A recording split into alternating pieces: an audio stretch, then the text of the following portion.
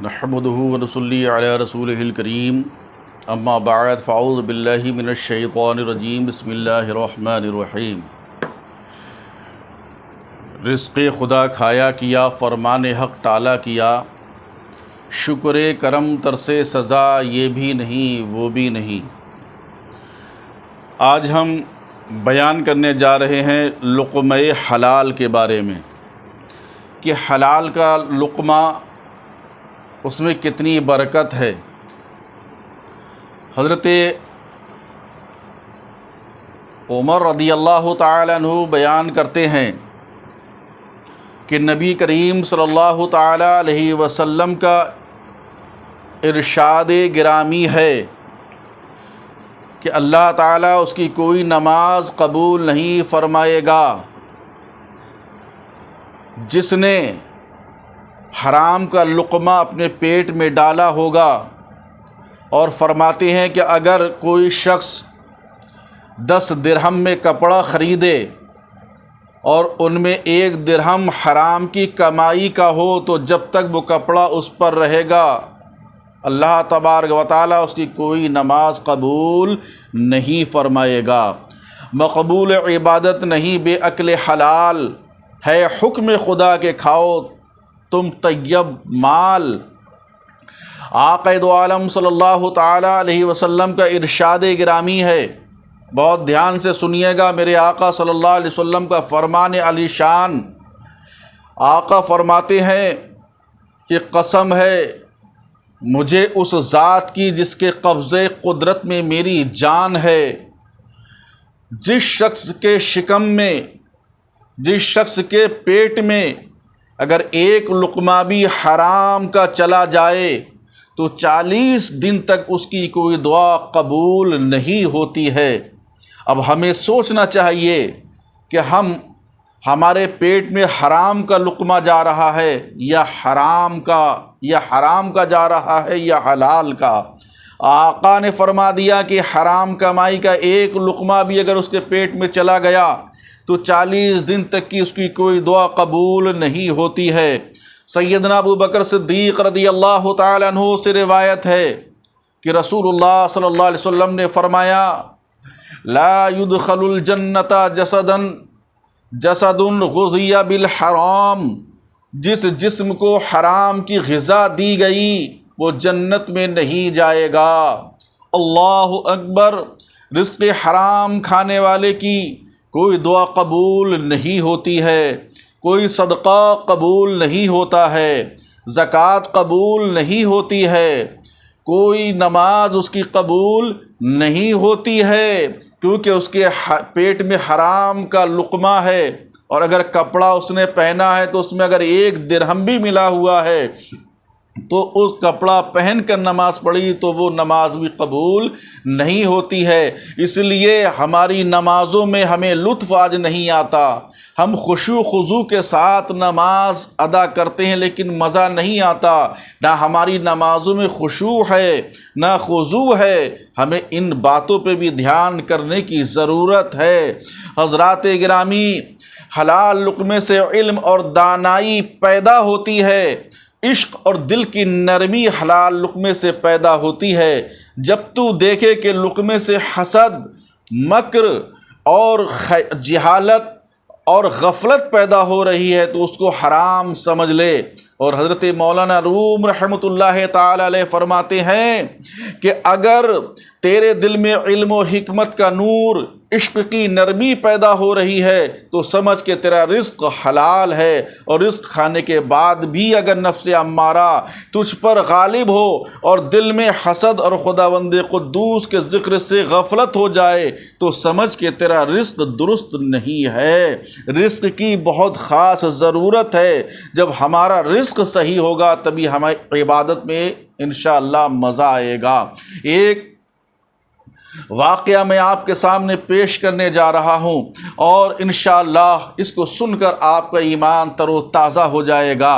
یہ صحابی رسول حضرت ابو دجانہ رضی اللہ تعالیٰ عنہ، جو صحابی رسول ہیں، میرے آقا صلی اللہ تعالیٰ علیہ وسلم کے پیچھے یہ شہر مدینہ میں ہیں، اور آقا صلی اللہ علیہ وسلم کے پیچھے حضرت ابو دجانہ نماز ادا فرماتے ہیں، لیکن جب فجر کی نماز پڑھنے کے لیے حضرت ابو دجانہ رضی اللہ تعالیٰ عنہ آتے ہیں تو نماز فجر ادا کرنے کے بعد دعا مانگنے سے پہلے ہی اٹھ کر سیدھے اپنے گھر کو چلے جاتے ہیں۔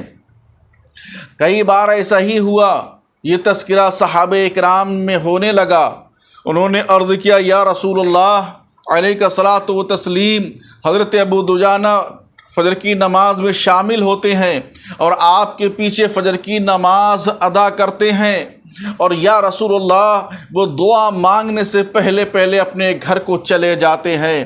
اللہ اکبر۔ آقا دو عالم صلی اللہ علیہ وسلم نے ارشاد فرمایا کہ ابو دجانہ کو کل روک لینا۔ حضرت ابو دجانہ فجر کی نماز میں آئے، نبی کریم صلی اللہ علیہ وسلم کے صحابہ نے کہا کہ ابو دجانہ تم رک جاؤ، تمہیں آقا دو عالم صلی اللہ تعالی علیہ وسلم نے یاد فرمایا ہے۔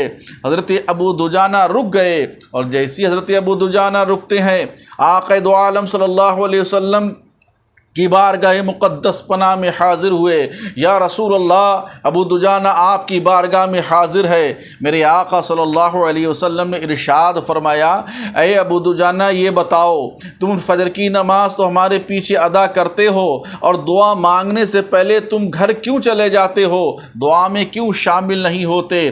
کیونکہ نبی کونین صلی اللہ علیہ وسلم نے فرمایا الدعاء مخ العبادہ، دعا عبادت کا مغز ہے، یعنی عبادت کرنے کے بعد دعا ضرور مانگا کرو۔ اللہ اکبر۔ لیکن وہ صحابی رسول سے سرور کونین صلی اللہ علیہ وسلم فرما رہے ہیں کہ تم دعا مانگنے سے پہلے کیوں چلے جاتے ہو؟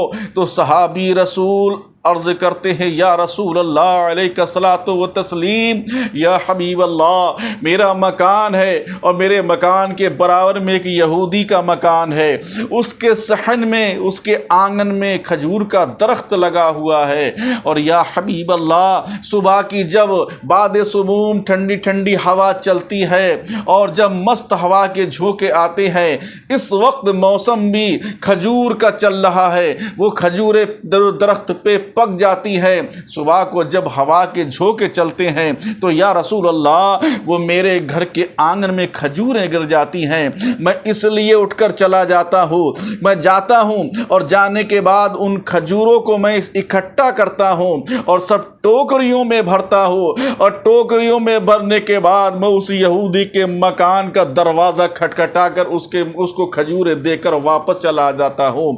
کہا کہ اے ابو دجانہ تم ایسا کیوں کرتے ہو؟ حضرت ابو دجانہ کی آنکھوں میں آنسو آئے۔ حضرت ابو دجانہ نے عرض کیا یا حبیب اللہ علیہ الصلاۃ و تسلیم، میں اس لیے کرتا ہوں تاکہ میرے جانے سے پہلے میرے بچے نہ اٹھ جائیں، کہیں وہ کھجور اٹھا کر اپنے منہ میں نہ رکھ لیں، کوئی لقمہ ناجائز و حرام کا ان کے پیٹ میں نہ پہنچ جائے۔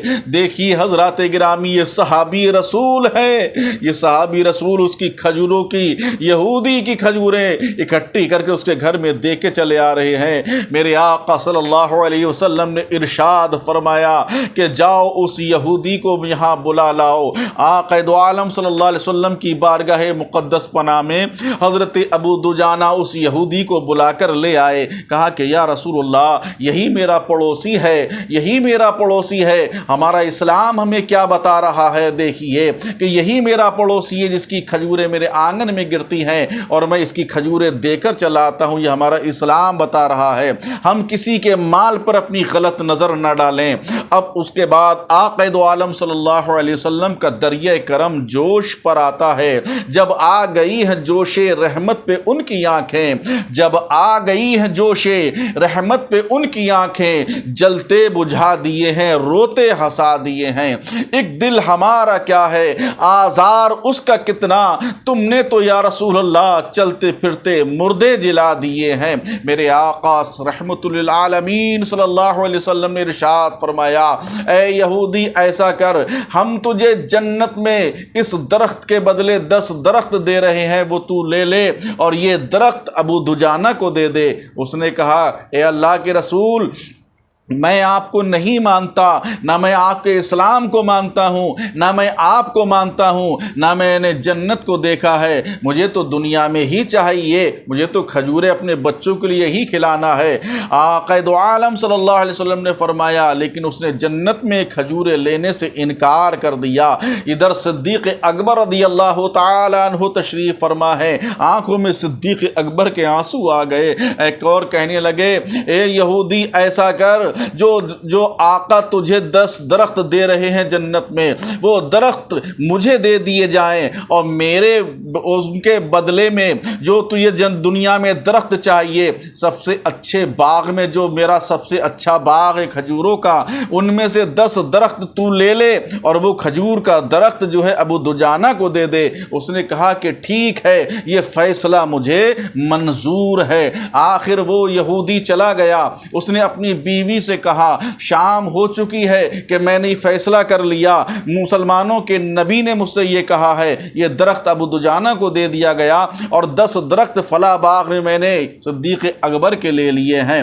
بیوی کہنے لگی درخت تو ہمارے آنگن میں کھڑا ہوا ہے، ان کے گھر میں کیسے جائے گا؟ یہ ساری گفتگو ہی دونوں لوگ سو جاتے ہیں۔ صبح کو کیا دیکھتے ہیں، جو درخت ان کے آنگن میں کھڑا تھا شام کو، اب صبح کو دیکھا ہے تو وہ درخت حضرت ابو دجانہ کے گھر میں ہے، ان کے آنگن میں لہرا رہا ہے، پکی پکی کھجوریں ان کے گھر میں گر رہی ہیں۔ اللہ اکبر! آقا دو عالم صلی اللہ تعالی علیہ وسلم کے یہ صحابی ہیں، اب ان کے گھر میں آقا کے حکم سے درخت چل کر آ گیا ہے اور ان کے گھر میں آ گیا، پکی پکی کھجوریں بھی آ رہی ہیں، گر بھی رہی ہیں۔ میرے نبی پاک صلی اللہ علیہ وسلم نے جو فرما دیا وہی ہو کر رہا، اور آقا دو عالم صلی اللہ تعالی علیہ وسلم کا فرمان عالی شان ہے۔ آقا فرماتے ہیں حلال کمائی کی تلاش ایک فرض کے بعد دوسرا فرض ہے، طلب و کسب حلال فریدۃ بعد الفریضہ،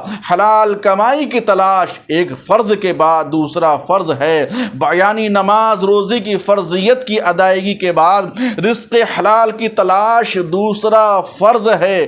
رسول اللہ صلی اللہ علیہ وسلم نے فرمایا جو شخص لگاتار رزق حلال کی تلاش، لگاتار رزق حلال کھاتا ہے اور لقمے حرام کی آمیزش اپنے رزق میں نہیں کرتا، اللہ تعالیٰ اس کے دل کو اپنے نور سے منور کر دیا کرتا ہے، اس کے دل کو روشن کر دیا کرتا ہے، اس کے دل کے اندر اللہ نور پیدا فرما دیا کرتا ہے۔ اس لیے صحابی رسول کا یہ عمل دیکھیے گا، انہوں نے اپنے بچے کو کھجور کھانے سے روک دیا، لیکن خدا کی قدرت دیکھیے، میرے نبی پاک صلی اللہ علیہ وسلم کا معجزہ دیکھیے۔ شام یہودی کے گھر میں وہ درخت تھا، اب صبح ہوئی ہے تو دیکھا کہ حضرت ابو دجانہ کے گھر میں وہ درخت آ گیا۔ یا رسول اللہ علیہ الصلوۃ والتسلیم، سرور کہوں کہ مالک و مولا کہوں تجھے، باغ خلیل کا گل زیبا کہوں تجھے۔ حضرات گرامی، ہمیں رزق حلال سے ہمارے دل میں نور آتا ہے اور دعاؤں میں قبولیت آتی ہے، ذکر و اذکار میں دل کو راحت ہوتی ہے، عبادت میں کیف و سرور آتا ہے، انسان ذہنی طور پر مطمئن رہتا ہے، دنیا میں فرحت، آخرت میں جنت کا حقدار بنتا ہے۔ اللہ رب العزت جل شانہ کی حضور دعا ہے کہ وہ وسیلہ آقا دو عالم صلی اللہ علیہ وسلم کے ہمیں رزق حلال کی دولت نصیب فرمائیں اور ہم رزق حلال کھاتے رہیں۔ مولا تعالی ہم نے جو بیان کیا، ہمارے بولنے میں کوئی غلطی ہو گئی ہے مولا معاف فرمائے۔ استغفر اللہ ربی من کل ذنب واتوب الیہ۔ آپ ہمارے چینل کو سبسکرائب کریں، شیئر کریں، لائک کریں، بیل آئیکن کا بٹن دبانا نہ بھولیں تاکہ آنے والی ویڈیو آپ تک پہنچتی رہے۔